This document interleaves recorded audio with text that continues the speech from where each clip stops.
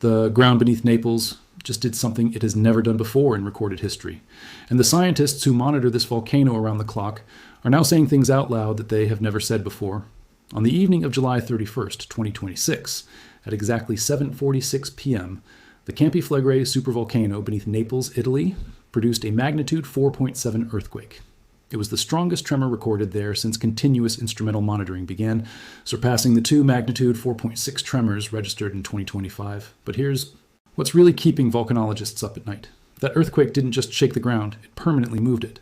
The ground shifted sideways, it dropped down, and then, after the shaking stopped, it just kept rising again, as if nothing had happened. This is a supervolcano sitting beneath one of the most densely populated regions in Europe, and right now it's doing things no one in recorded history has ever seen it do before. Let that sit for a second. To understand why this data is so unsettling, you need to understand what Campi Flegrei actually is. Most people picture a volcano as a single mountain, a cone, like Vesuvius, across the bay. Campi Flegrei is the opposite. It isn't one cone-shaped volcano at all, but a vast underground system spanning roughly 130 square kilometers west of Naples. A caldera, a massive collapsed depression left behind by eruptions so enormous they dwarf anything in modern volcanic history. Two huge eruptions carved the caldera's current shape: the companion ignimbrite, around 39,000 years ago, and the Neapolitan yellow tuff eruption roughly 15,000 years ago. These weren't ordinary eruptions. The companion ignimbrite blanketed much of Europe and Russia in thick volcanic ash, and some researchers believe it triggered a volcanic winter, severe enough to affect early human populations across a huge stretch of the ancient world. And this sits directly beneath one of the most populated coastlines in southern Europe. Roughly 500,000 people live inside Campi Flegrei, Europe's largest active caldera. Not near it, inside it. The towns of Pozzuoli, Boccoli, and the western neighborhoods of Naples itself sit directly on top of the structure. The steaming Solfatara crater sits in the middle of what is, functionally, a residential area. People walk past active volcanic vents on their way to school. This is where people live, and the ground beneath them has been rising, shaking, and cracking for over 20 years without stopping. The current crisis didn't begin with July's earthquake. Ground inflation resumed back in 2005 and has been climbing steadily since, reaching a net uplift of roughly 1.4 meters by early 2025. Alongside it, seismicity has intensified, with 2024 and 2025 seeing peak activity of over 1,000 recorded events per month, 1,000 earthquakes a month, month after month for over a year, while 500,000 people try to live ordinary lives on top of it. And the record book keeps getting rewritten.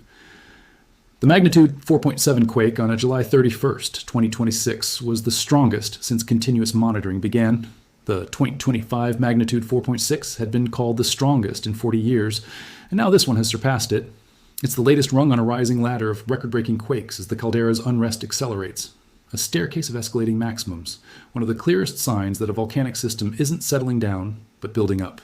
Here's the new data that changes how we have to understand what's happening. When the magnitude 4.7 hit on July 31st, GNSS instruments, the precision GPS stations that track ground movement across the caldera, recorded what's called co-seismic displacement, a physical, permanent repositioning of the ground that happened during the earthquake itself in the seconds it shook. This isn't the slow, ongoing Bradyseismic uplift that's been pushing the ground up centimeter by centimeter since 2005. This was a sudden, measurable, permanent shift, and it happened in two directions at once. The central caldera moved horizontally by roughly 1 centimeter toward the southwest during the quake. At the critical monitoring station right in the heart of Pozzuoli, the point closest to where an eruption would most likely start, horizontal displacement approached 3 centimeters, also toward the southwest. At the same moment, the ground dropped vertically by 1 to 2 centimeters, sideways and downward simultaneously in a single seismic event. That's the co-seismic displacement now officially confirmed in the INGV's August 18th bulletin. And here's the part that should genuinely worry you. After the quake, after that sudden horizontal and vertical shift, the long-term uplift didn't reverse, kept going. The ground dropped during the earthquake, then kept climbing right afterward. The volcano wasn't releasing pressure with that quake. The INGV bulletin itself states plainly that no significant change in the overall deformation pattern followed the 4.7, and that long-term uplift is continuing. In plain terms, the strongest earthquake since monitoring began did not slow the system down. It did not relieve pressure. Everything is still escalating. The instruments continue to record ground uplift averaging around 10 millimeters a month. That might sound small, but it's been sustained for well over a year now, and the cumulative effect is substantial.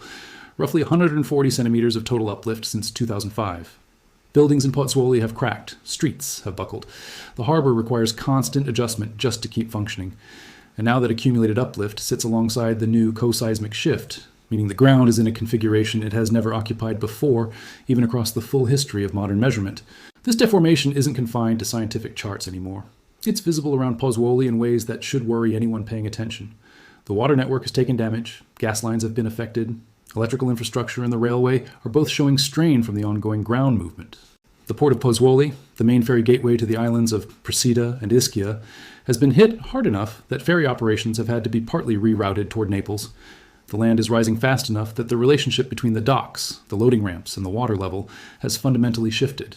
In places, the harbor is running dry where ships used to tie up, and heavy vehicles remain restricted on several access routes because of structurally unsafe buildings that residents are still waiting to return to. The human cost here is real, and it keeps growing week by week. Authorities in Pozzuoli initially evacuated around 250 people after the quake. As inspections continued, at least 9 buildings were declared unsafe, and roughly 290 residents were ordered out. Those numbers kept climbing. In the following days, about 300 more residents were evacuated, and 57 buildings in Pozzuoli were declared uninhabitable. By the time the full picture emerged, nearly 3,000 people were displaced or receiving emergency assistance. The city issued 367 separate evacuation orders affecting 1,191 households. Not single homes, but multi-story apartment buildings, entire blocks of residents told they can't go back. A magnitude 3.8 aftershock followed at 10 p.m., part of a swarm of more than 30 tremors that evening, with further shocks reaching up to magnitude 3.1. The shaking didn't stop with the main event. It kept going, and residents who'd already endured months of low-level seismicity were suddenly facing something on an entirely different scale. The anger in Pozzuoli has reached a level Italian politicians can no longer ignore. Hundreds of residents have marched, protests have blocked the port, and broader demonstrations have reportedly drawn around 1,000 people or more. People are protesting not just the loss of housing, but water shortages, power outages, slow building inspections, and what they describe as years of delayed action while the crisis was visibly building. One displaced resident told local media that authorities had spent 2 years talking, while funds for reinforcing buildings sat blocked. Another described repairing a home damaged in an earlier earthquake, only to have the magnitude 4.7 reopen every crack and make the building unusable again. The mayor of Bacoli gave a pointedly angry public interview, arguing that announced funding never translated into visible construction, and that the newest round of damage isn't being properly captured in official government assessments, and the scientists themselves have stopped being careful around the edges. Individual researchers at INGV, speaking as private citizens rather than in an official capacity, have publicly said that people in the red zone should leave, that evacuation should have happened long ago, that residents need to prepare for the worst, for an eruption, possibly a phreatic explosion driven by superheated steam and groundwater, but that they need to be ready for anything. When scientists who spend their careers measuring this system start speaking that bluntly outside their official role, it's worth paying attention. The question on everyone's mind now is what comes next. And for the first time, there's published, peer-reviewed research attempting an actual timeline. Independent analyses converge on a critical window of roughly 2030 to 2034, with uplift projected to reach around 4 meters by the early 2030s. Geochemical and statistical evidence points to deep magmatic volatile input as the driver of this trajectory. 4 meters of total uplift is a striking figure. The coastal town of Pozzuoli has already risen nearly 4 meters across all combined historical unrest episodes, roughly the height of a double-decker bus. In the EU, 1980s, the last major crisis peaked with earthquakes reaching only magnitude 4.2, and tens of thousands of people were still evacuated from Pozzuoli. The system today is already nearing that same cumulative deformation. The earthquakes are already exceeding anything recorded in the 1980s. And the research projects that uplift could approach 4 meters again by the early 2030s from this crisis alone. The April 2026 paper behind this projection described the acceleration as a finite time singularity, meaning the system isn't just growing, it's accelerating in a way that points toward a critical transition. The projected window around 2033 doesn't necessarily indicate an eruption. Instead, it marks the point at which the current accelerating trajectory, if it continues, is expected to culminate in a change of regime, a shift into a new dynamical phase. In scientific language, that's a careful way of describing something that may fall entirely outside the system's modern era experience. A separate study from late 2025, published in Nature's Communications, Earth and Environment, identified something even more specific happening inside the caldera. Since at least 2022, the focal mechanisms of Campi Flegrei's earthquakes have become more coherent, and a segment of a ring fracture is clearly outlined.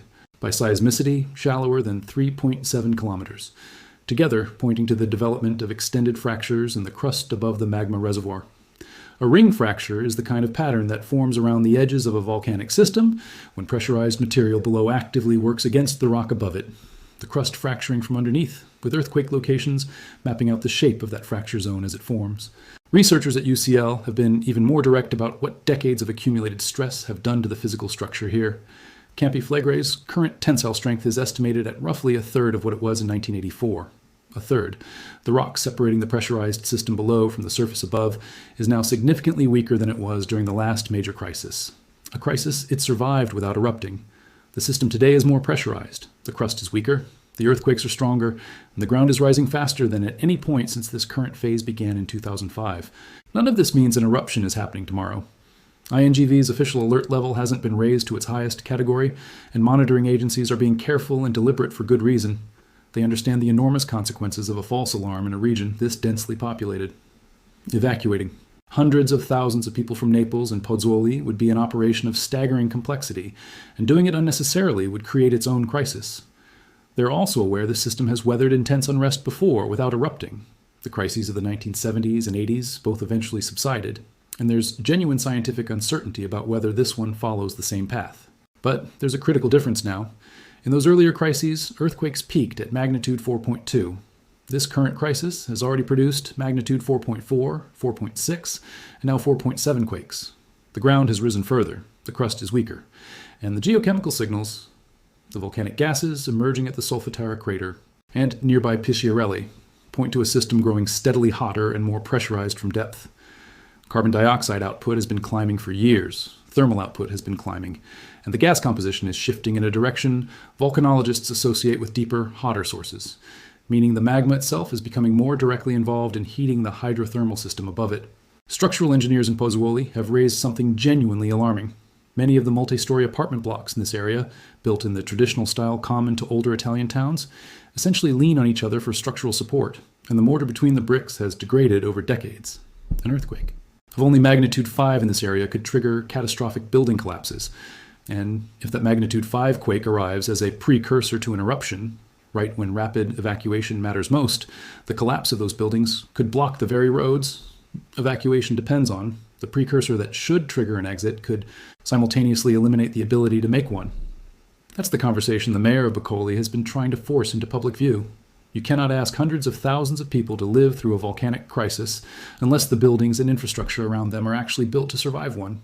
Right now, in August 2026, 3 weeks after the strongest earthquake in 40 years, nearly 3,500 people are still displaced, buildings are still being inspected, and the ground still hasn't stopped rising. What happened on July 31st, 2026 wasn't just a strong earthquake that damaged some old buildings and disrupted train service.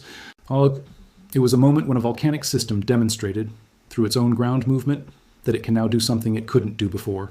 The co-seismic displacement, a permanent horizontal and vertical shift of the central caldera during a single seismic event in Volcano, is new. It has no precedent in the history of modern monitoring at this site. Campi Flegrei remains in an active phase of Bradyseism, the slow rise and fall of ground driven by underground fluid and gas movement. Near Pozzuoli, the surface has lifted more than 150 centimeters since 2005, and seismicity has climbed right alongside it. The system has been building for 20 years, and the trajectory described in the new 2026 research points toward a critical threshold sometime between 2030 and 2034. The earthquakes keep setting new records. Gas emissions keep intensifying. The crust keeps weakening. And now, for the first time, a single earthquake has permanently altered the shape of the caldera itself. The people of Pozzuoli understand this better than anyone. A woman living near the Solfatara crater, close enough to see the steam rise every day, told local media something close to, "They're ordinary people and they're exhausted," that with every tremor, the first thought is whether this is the one, whether this is the moment everything changes. They've been carrying that thought for years, and the data, the INGV bulletins, the peer-reviewed studies in Nature, the GPS instruments tracking the ground shift beneath their feet, keeps telling them the system behind that fear isn't calming down. The 2033 timeline isn't a guarantee. Science doesn't work that way, and anyone claiming a specific eruption date isn't reading the research honestly. What the research actually shows is a system on an accelerating trajectory toward a mechanical threshold. What happens at that threshold remains uncertain. It could be an eruption, A new phase of even more intense unrest without one, or a phreatic explosion driven by steam pressure in the hydrothermal system. What it will almost certainly not be, if this trajectory continues, is a quiet return to the calm that existed before 2005. The ground under Naples moved on July 31st in a way it has never moved before in the entire span of time anyone has been watching. The instruments confirmed it. The displacement was real, permanent, and documented. And then the ground kept rising. That's where things stand right now. The strongest. Earthquake in 40 years. Nearly 3,500 people displaced. 57 buildings declared uninhabitable. A port that can't function normally. A harbor running dry in places. A rerouted ferry system. Closed streets. Buildings cracked open and cracked again by successive quakes. And a scientific consensus pointing toward the next decade. Has the period when the system reaches whatever comes next. The scientists keep watching. The instruments keep running. INGV monitors Campi Flegrei around the clock, using some of the most advanced volcanic monitoring technology on Earth. Screens across the observatory in Naples tracking every pulse of seismic activity across the region. And what's being recorded right now, after July 31st, after the co-seismic shift, after the strongest earthquake in 40 years, is a system that is still rising, still shaking, and still showing every sign of a crisis that hasn't yet reached its peak. The ground shifted on July 31st, 2026. It shifted permanently, and it hasn't stopped moving.